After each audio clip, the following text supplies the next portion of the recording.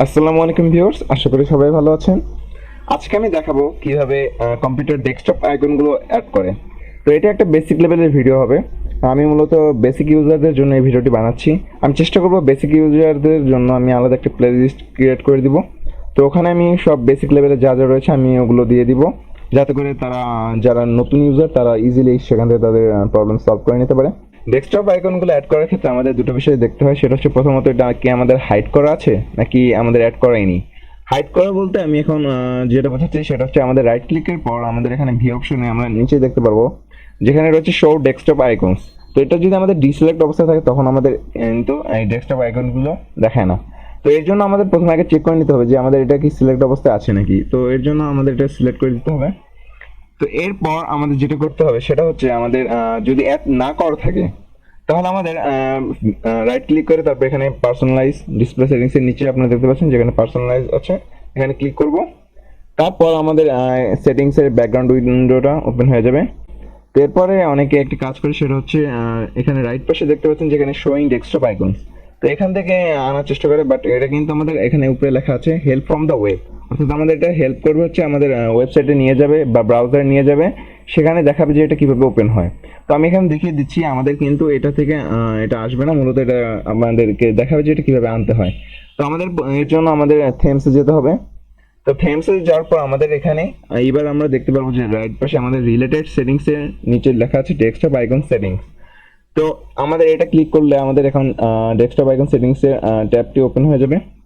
তো এরপর আমাদের এখানে দেখাচ্ছে যে আমাদের এখানে রয়েছে কম্পিউটার এবং রিসাইকেল বিন। তো আমাদের এখানে আপনারা দেখতে পাচ্ছেন যেখানে ডিস পিসি এবং রিসাইকেল বিন, যেটা অর্থাৎ কম্পিউটার এবং রিসাইকেল বিন এই দুটোই এখানে রয়েছে। তো এই দুটো বাদে এখানে আমাদের যা যা অ্যাড করা যাবে সেটা হচ্ছে ইউজার্স ফাইলস, তারপর নেটওয়ার্ক, তারপর কন্ট্রোল প্যানেল, এগুলো আমরা অ্যাড করতে পারবো। তো এগুলো অ্যাড করার জন্য আমাদের জাস্ট এখানে সিম্পলি এখানে এগুলো সিলেক্ট করে দিতে হবে। তারপর আমরা জাস্ট এখানে ওকে দিয়ে দেবো, তাহলে কিন্তু আমাদের এগুলো অ্যাড হয়ে যাবে। তারপর আরেকটা জিনিস সেটা হচ্ছে আমাদের এখানে সেটিংস থেকে যদি আমি আবার দেখাই ডেস্কটপ আইকন সেটিংস, এখানে কিন্তু আপনারা দেখতে পাচ্ছেন সেখানে চেঞ্জ আইকন, অর্থাৎ আমাদের এই আইকনগুলো আমরা চেঞ্জ করে নিতে পারবো। এখানে অনেক ধরনের আইকন রয়েছে, আপনাদের পছন্দ মতো আপনার আইকন এখান থেকে দিয়ে দিতে পারেন। তারপরে আপনি এখানে রিস্টোর ডিফল্ট থেকে আবার পূর্বের ন্যায় করে নিতে পারেন। আর এগুলো করার পর আমাদের এখানে ওকে দিয়ে দিলে আমাদের এটা ঠিক হয়ে যাবে। তাছাড়া আমাদের অনেক সময় এটা এখান থেকে আমাদের এটা ডিলিট হয়ে যায়, এখানে আমরা এখানে ডিলিট করে দিয়ে দিই। তো ওইভাবে আমরা এটা আবার পরে আবার অ্যাড করে নিতে পারি। তো এইভাবে আমরা এটা অ্যাড করে নিব।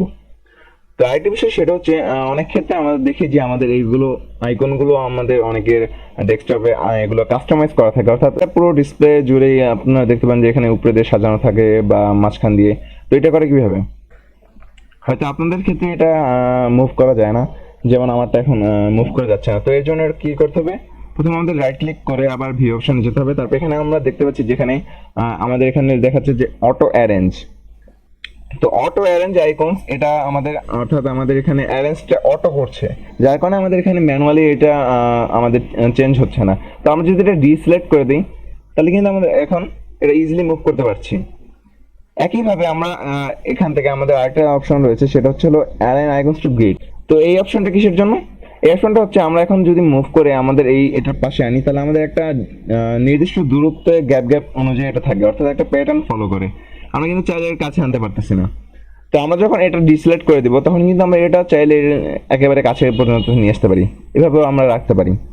তো এইটা হচ্ছে অ্যালাইন আইকনস টু গ্রিড। তো এই দুটো আমরা যদি আবার সিলেক্ট করে দিই তাহলে কিন্তু আবার আমাদের আগের মতো চলে আসবে। তারপর এখানে আপনার ভিউ অপশন দেখতে পাচ্ছেন যে এখানে রয়েছে large icons, medium icons, small icons, অর্থাৎ আমাদের আইকন গুলো কি বড়, মাঝারি, কেমন সাইজের হবে। তারপর এখানে শর্ট বাই দিয়ে আপনার নেম, সাইজ, আইটেম টাইপ বা ডেট মডিফাইড এগুলো আপনারা করে নিতে পারেন, যে আপনারা এটা কিভাবে আপনারা ফিল্টার করে নেবেন বা মানে সাজাবেন।